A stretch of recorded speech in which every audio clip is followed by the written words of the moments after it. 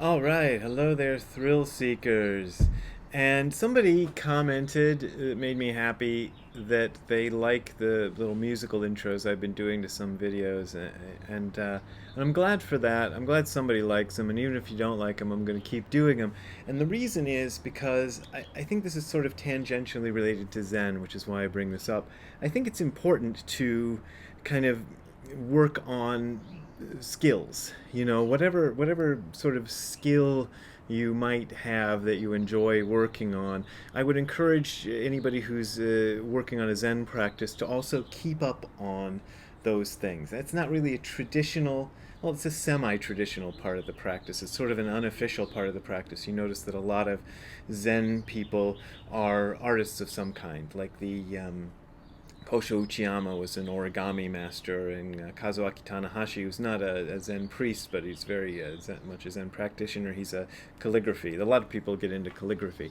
For me, it's playing guitar and bass that I get into, and I've kind of neglected it lately because I don't really play out that much anymore. So I'm using these videos as an excuse to keep up with things. And I started practicing yesterday a bass part for a song that I don't really like that much as a song. I mean, it's an okay song, but the bass part forces me to do a lot of things that I'm uncomfortable doing. So I like the fact that it's a challenge. So I'll present that to you maybe next time I do one of these. Anyway, okay, that's all that. The guy who asked me that question yesterday, he also asked me to talk about uncertainty. I talked about death yesterday, but I didn't really get into the talk about uncertainty. And uncertainty is, of course, a huge part of Buddhism, but it usually goes under the name impermanence. So if you think about the term impermanence for a minute and the various Buddhist teachings on impermanence, you'll realize, oh, that's uncertainty. I mean, certainty is kind of an illusion. We have no certainty. I look at Ziggy, my dog, and he, in comparison to most, well, not maybe not most dogs, but dogs in the wild, let's say, has a very certain sort of life. He gets fed every day at a certain time, and I walk him at certain times, and it's very routine. In fact, he knows what time he gets his walk and comes and starts bugging me about 10 minutes before every day, so he's very good at telling time, even though he doesn't look at watches. But I notice that he doesn't take certainty for granted the way human beings do. He doesn't sort of expect things to happen. And well, I guess he expects or anticipates things to happen, but he doesn't demand certainty. And I think that's one of the problems we have as human beings is we often demand certainty and we expect certainty. But certainty is never guaranteed. And I'll tell you a place where this gets emphasized and something I'm kind of familiar with is Fukan Zazengi, which is one of Dogen's most famous pieces of writing. It's this is the San Francisco Zen Center's chant book, which you can buy for 10, or you used to be able to buy for $10 up there. And it contains the official Soto Shu English versions. The Soto Shu organization in Japan made up, I'm sure they had native speakers work on these, but they made up their official English versions, which are slightly different from Nishijima Roshi's versions and some of the other versions. But this was something that was chanted daily at a couple of retreats I've been on, so it kind of got drilled into my mind. But here is the line that really talks about uncertainty, or the paragraph. It goes, "You have gained the pivotal opportunity of human form. Do not use your time in vain. You are maintaining the essential working of the Buddha way. Who would take wasteful delight in the spark from the flintstone?" And I always think of the Flintstones every time they get that. But I guess looking at sparks from Flintstones was kind of it's sort of like playing video games back in those days, I guess. Something people just did to kind of pass the time and look at something sparkly. Anyway, and it goes, besides, form and substance are like the dew on the grass, destiny like the dart of lightning, emptied in an instant, vanished in a flash. So that's kind of a teaching about the fact that you could lose your life at any moment and you don't know what's going to happen next, and life is dangerous, so don't take it for granted. That's about uncertainty. And if you want advice on what to do about uncertainty, one thing I put in my, well, this is my new book comes out in a couple of months, so until then this is still my newest book, Letters to a Dead Friend About Zen. And I put this story on page 153 in a chapter called Some Koans You Ought to Know, because I thought there's certain koans that have been pivotal to me and been really important to me in my own life and practice, and I just wanted to kind of put them all together in one place, so that's why I made that chapter. So this story is kind of it comes from Collection of Stone and Sand, and it's case 18, which is not one of the traditional koan collections. Nishijima Roshi puts a version of this story somewhere in Shinji Shobogenzo, but again, it's also in his commentary. It's not one of the koans, but it's a good story, and here it goes. A monk is running away from a tiger. He jumps off a cliff. On the way down, he grabs a branch. He looks down and sees another tiger at the bottom, looking up at him hungrily. The first tiger is still up there, trying to get him from the top. A white mouse and a black mouse are circling the branch, eating it, the branch he's holding on to. It's going to break pretty soon. Just then, he notices some berries hanging from the branch. He picks a couple and eats them. They taste delicious. So that, if you're asking how to deal with uncertainty or impermanence, that would be the main sort of advice that Buddhism has to offer in general about it, which is that, yeah, everything's uncertain and everything's impermanent, so basically enjoy what you got while you got it.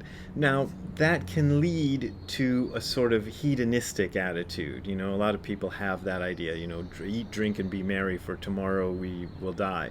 The Buddhists also teach us not to do things excessively, and there is a strong ethical teaching in Buddhism that tells you that a lot of the things that you would do in the service of eating and drinking and being merry are probably not that good for you. So within those parameters, you know, within the parameters of not doing things that are harmful to others or harmful to yourself, or that just lead to bad outcomes, within those parameters, just enjoy what you got while you got it. You know, I'm enjoying sitting here in my parent-in-law's backyard doing this video, and I like doing these videos, and it's fine. And I don't know if I'm going to be hit by a piece of a stray satellite or something, you know, in the next 15 minutes and never finish the video or whatever, but I'm just going to enjoy what I got while I got it. I've noticed this real demand for certainty that's cropped up, especially within the last couple of years, where people are like trying to force certainty onto the world, you know, and force safety and force protection everywhere. And while it's good to try to establish certainty, stability, safety, and all of that, I think, in my humble opinion, we usually push things too far and demand certainty where certainty cannot be had. I think there's especially some cases, and I'm not going to go into the specifics, where certainty is impossible, and yet we're trying to force it. We're trying to say, you must do this thing and that thing, and because it, you know, for safety and keep everyone, you know, secure and safe. And most of that stuff, it just doesn't work. You're just kind of running around doing activities that, I don't know, placate somebody, you know, the people who demand them, but don't really increase our security or safety at all. Best to just enjoy what you've got while you got it. I'm also a big believer in karma, and I don't want to get into any arguments with anybody about it, because you're not going to convince me otherwise. I very much believe that what's going to happen is going to happen, in broad strokes. I think we have a little bit of agency to, you know, to keep ourselves safe and to keep things, you know, as under control as possible, but there isn't really that much control available to us. So uncertainty is just a fact of life. And the Buddhists often like to hammer this in, which I think is interesting because Buddhism is 2,500 years old, which tells you that from the very beginnings of humans, having a civilization that they could point to and say, well, this is civilization, people have been too comfortable with certainty. And maybe our ancestors before that were a little less, I said comfortable with certainty, comfortable with the illusion of certainty. And I think our ancestors before that were probably a bit more like Ziggy, he's over there, in that they don't take security or certainty for granted. And what I was going to say about Ziggy is I can tell that he likes me and trusts me. He's looking at me because he heard me say his name. But I can also feel from him that I'm a very large animal as far as I'm concerned. So for him, living with me must be like what it would be like for me to live with a troop of friendly gorillas. I'd be like, these gorillas are pretty friendly and they're nice to me, but they're pretty big and they could hurt me, so I should be careful. And that's what I get from Ziggy. Ziggy is very trusting, but he's also very careful. Maybe that's an attitude we should take too in the face of uncertainty. But just, enjoy things as they are. But one of the things Buddhists do that's sort of tangential to this, about this, is contemplating impurity or contemplating impermanence. Both of these things are sort of related practices that Dogen actually denounces and says are not very good practices. So, I tend to follow Dogen's way of looking at things. But if you look into Buddhism, you'll see a lot of things where people are told to contemplate uncertainty and to contemplate impurity, so that and the kind of impurity they contemplate is often the impurity of the body and the way the body can fail so easily. That's part of it. So it's a bit about an uncertainty there too. So don't take things for granted, but enjoy life as you can. I know that's a simple message, but sometimes you just need to hear it. I know I need to hear it sometimes, so there it is for you. And I'm going to go back and work on my audiobook. That's what I've been doing. People have been asking me, will there be an audiobook of your new book? Yes, there will be, because I'm every day in that room over there reading it into a microphone, and it's an agonizing process, I want to tell you. At one time, my publishers, one of my older publishers, I think it was, wanted me to go in and do an audiobook, and they said, we can book a day for you at a studio. I'm like, you're not going to get an audiobook out of me in a day. I got about 4 or 5 chapters if I really, really push it.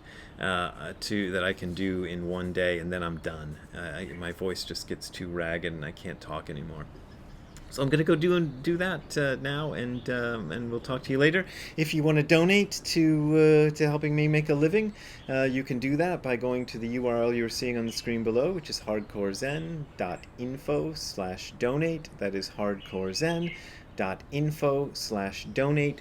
There you will find links to my PayPal and Patreon accounts. Those are my main and only ways of making a living and feeding Ziggy, so I appreciate your support. But as always, this is offered for free, so you don't gotta support me if you don't want to. We will see you later. Have a good time all the time. Bye. This is how Ziggy sits in the sun. He goes flat on his belly and then spreads his back legs out. I never had a dog who sat that way before. I've seen it, but any dogs I've had in the past don't sit like that. I think it's kind of cute. So, there's your image of Ziggy. Ziggy, how you doing, dear? Say hi to the folks. Hi. Before we go, maybe you can tell me, does this short scale bass sound better?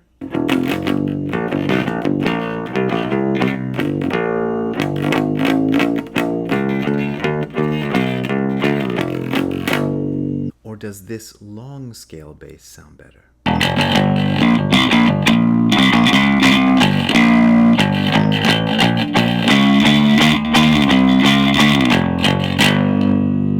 I think the long scale sounds better, but the short scale sounds pretty good.